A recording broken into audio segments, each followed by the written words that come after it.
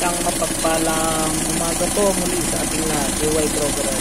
Quick tutorials lang sa mga bago dyan. Yung PCB valve.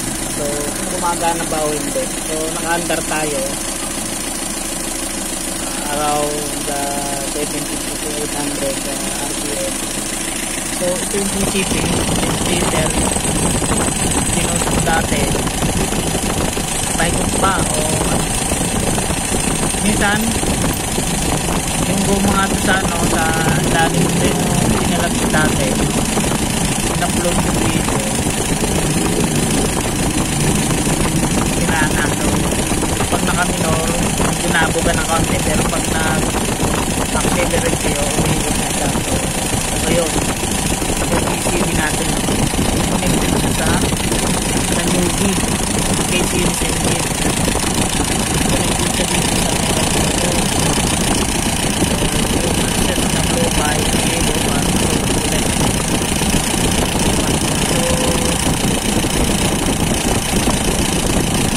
maring mahilig ang makina pag sila ang PCB kasi babalik siya kay one way na paparoon lang ihigit sa vacuum or mahilig sa ihigit. So pag nahigit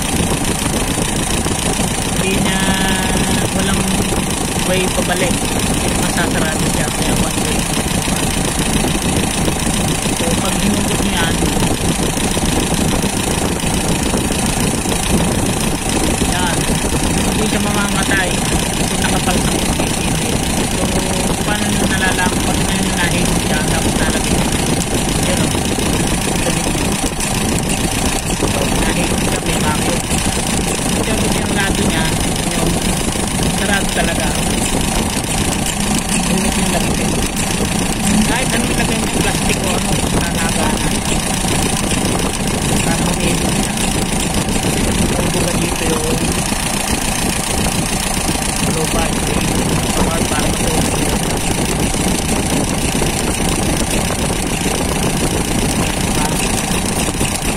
Pag-wait, pag lang, hindi babalik. So, tinanggal niyan. So, patay ang makina. Sisingaw ang vacuum eh.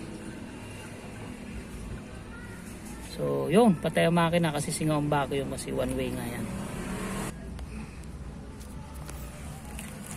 So, yan mga bro. So, yan yun. Hindi yan naandar pag walang PCB. Kaya, try natin. O, diba?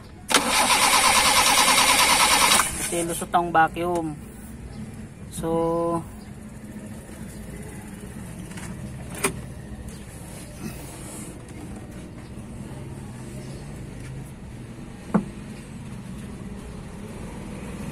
yan. So hindi yan naandar mga bro. Yan. Pagka walang PCB. So ito naman pag hinigop nyo to hihigop, tapos pag hinipan nyo kasi nasarado yan. Yan o. So kaya yung iba yung nagdi-DIY dyan, pag naglinis kayo ng carb, make sure na nakapalsak na maigi to. Ayan o, to.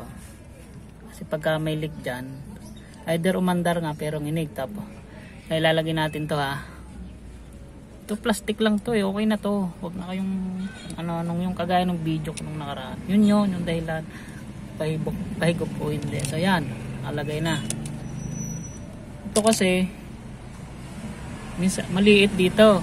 So lagyan nyo lang ng improvise na kahit goma o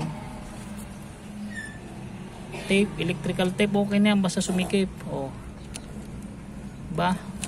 So try natin kung aandar kasi naka PCB. Aandar.